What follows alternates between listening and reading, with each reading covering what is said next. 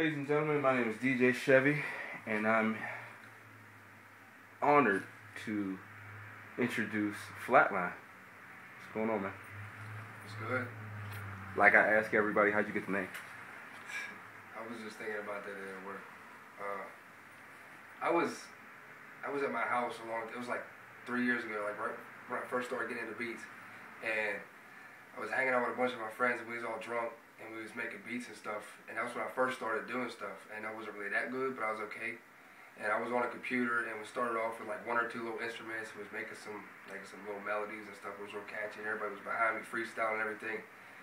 And then I had like a nice drop come into the beat, and it was like real heavy bass. It started pounding. It was like some dude at the party was like, "Oh, he killed it. He's killing it right now." And then it was just like everybody got into it. It was just like this real hard beat that I come up off the top of my head, and it was like everybody was real hyped about it. And afterwards, everybody stopped freestyling stuff. I turned it off and went to work on another beat. And a dude come up to me and was like, "Man, you just killed that shit, yo. You just murdered that. I'm gonna call you Flatline from now on." I was like, "Why you gonna call me that?" He's like, "Cause you just murdered that beat in like a minute and a half.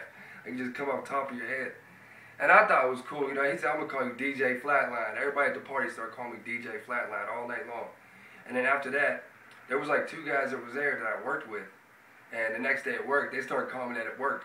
And then it just stuck. Every time they see me, everybody started calling me DJ Flatline.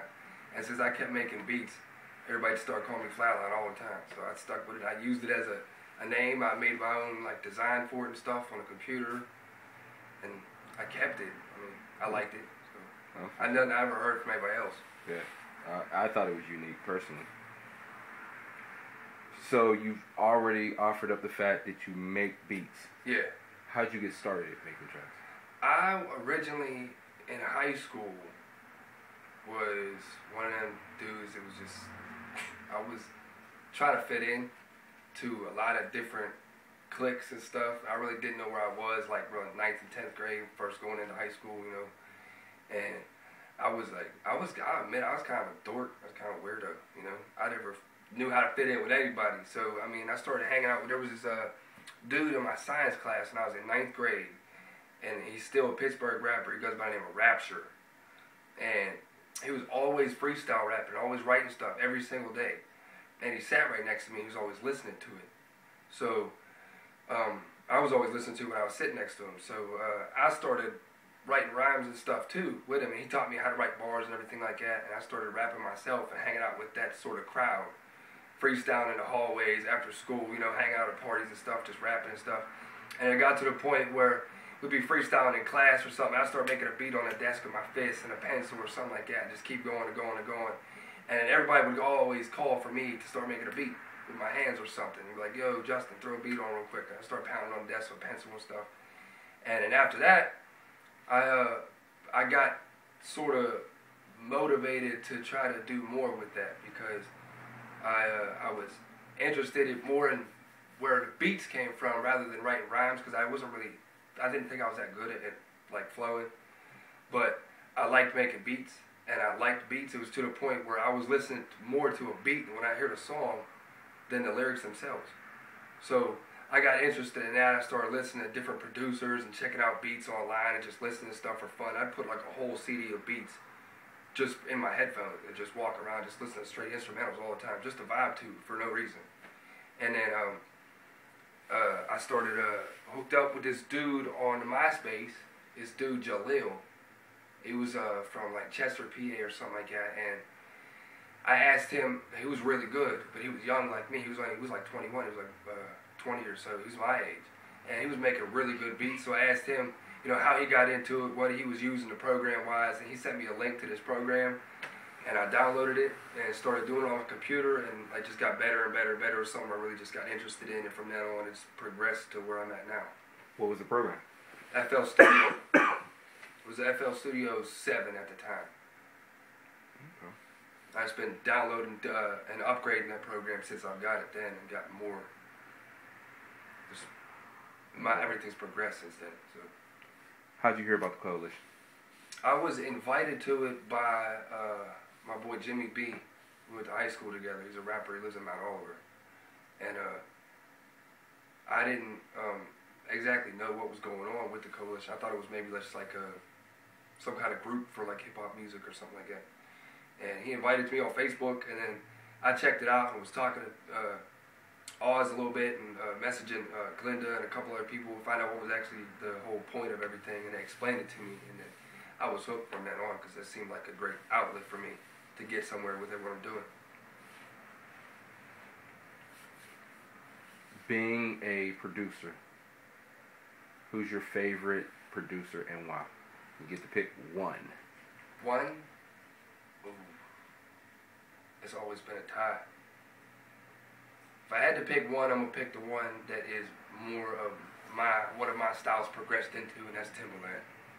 Because I like his versatility is like ridiculous, and he's going from like, you know, he'll make beats with like crazy drum lines with just like 6 different drums in one beat, and like he'll throw a bunch of snares in there, just like go crazy with it, and then he'll make a club beat with like a bunch of synthesized piano sounds and all kinds of crazy stuff like that with some heavy hitting bass.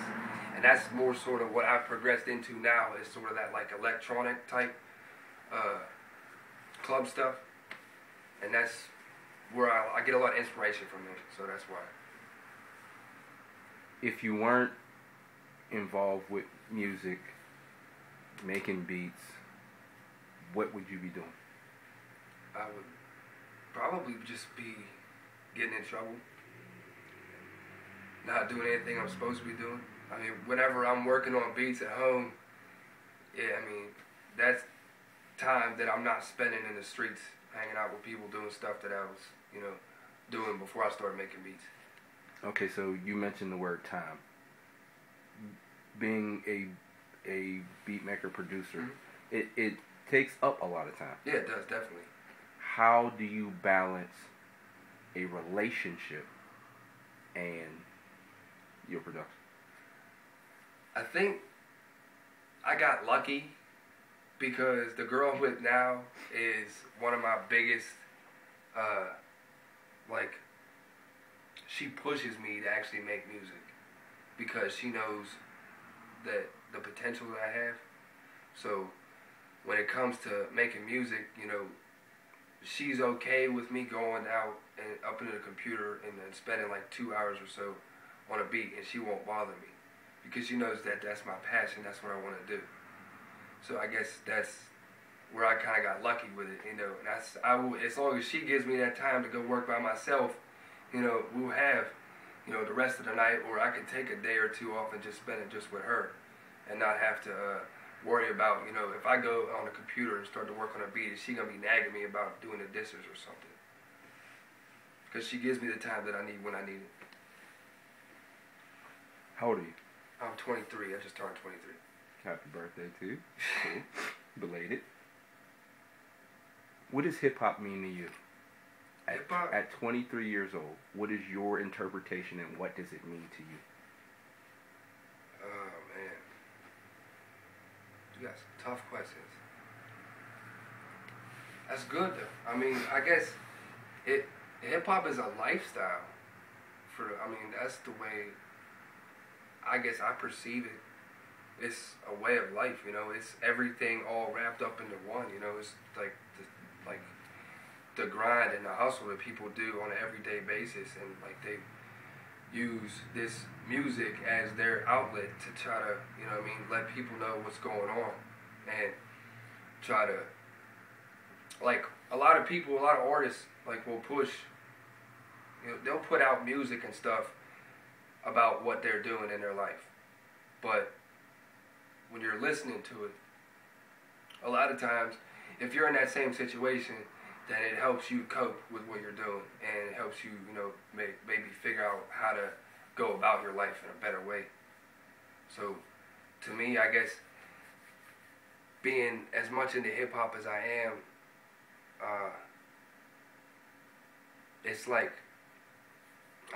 when I was first starting, you know, listening to hip-hop, it's like, I viewed it as a lifestyle instead of just like a type of music.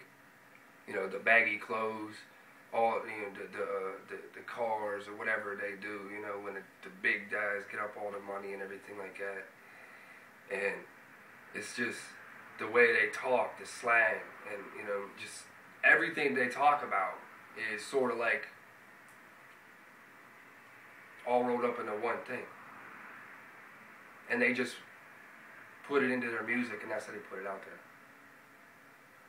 Okay. I don't know if you can understand that. I definitely I can understand it in my head the way I see it. That's just hard for me to put it into words. I definitely can understand it. Okay. Now we're going to talk about something very, very, very, very obvious. You're white. Yeah. Let's not ignore that fact.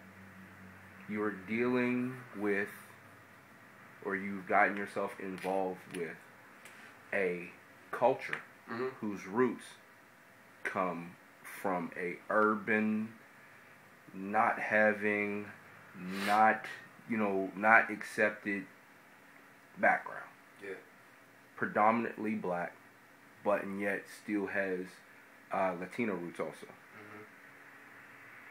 How do you deal with the obvious when people want to throw that obvious? It's more so like, I guess I would have to say, from my personal experience, it's kind of like fuel to my fire, because when a lot of people will say, that like when I first started, when I was just rapping, before I was trying to rap, people would tell me that it was just not something I should do, something I should just stay away from, because that's not a type of industry that a white guy can get into easily and progress easily. And then when I started making beats, I kind of ignored that fact, because I was listening to hip hop so much, and I was like, it was to the point where that was all I listened to. My family grew up around like country music and stuff like that. That's what my mom listened to all the time, and rock. But then when I sort of like moved my like favoritism over to hip hop music, that was all I listened to all the time, no matter what. And it was like an every single day thing. You would never find me without any rap music or nothing on me. And I sort of kind of like, I guess whenever somebody tells me, that you're white, you can't do this because you're white, it's a black industry, you're not supposed to be doing something like this, because, white people don't progress. They don't get anywhere because nobody wants to, like, I guess a lot of people tell me you can't just because you're white. But then, I mean, that's like motivation for me to just throw a beat in your face. It's gonna rattle your eardrums. So it's an element of almost reverse racism. Yeah. You know what I mean? They tell me I can't, and I'm gonna just do every single thing I can to show you that I can do a beat. Regardless of my skin tone. Huh? I said regardless of my skin tone. No matter what. I mean, because whenever you're listening to a beat, if you don't know who I am and you hear a beat and you think it's hard, you don't know if I'm black or white until you find out. So I don't know of anyone that's gonna hear one of my beats and then find out I'm white and be like, oh no, I don't like that no more. That's just proof's in the pudding. Finish this statement for me. I will be successful when? Regarding to the industry? Okay. I guess I'll take that as regarding to like this whole industry and being a producer. I've always said to myself, I even put it up on my SoundClick page that I don't want to be. What I want out of music is not to be like some rich and famous dude. I want my name in lights to be all over MTV, your BET, nothing like that. Whenever I am stable enough with hip hop music and making beats to where I can live off of it and I don't have to work a 9 to 5 no more, then that's when I think I'll be successful. Enough for me. Whenever I just don't have to worry about paying bills no more. I don't want to be a millionaire. I just want to do this enough to at least let people know who I am as a person. And just let people know that there's something underneath this white skin. Well, I am glad that you took the time to come do the video. I'm sure there's going to be a lot of comments to your video because, because of the subject matter and because of how you've answered your questions, just flat out. I'm glad that you got involved with the coalition. We need you. You need us. Yeah. And we'll continue to grow together. All right? Sounds good to me.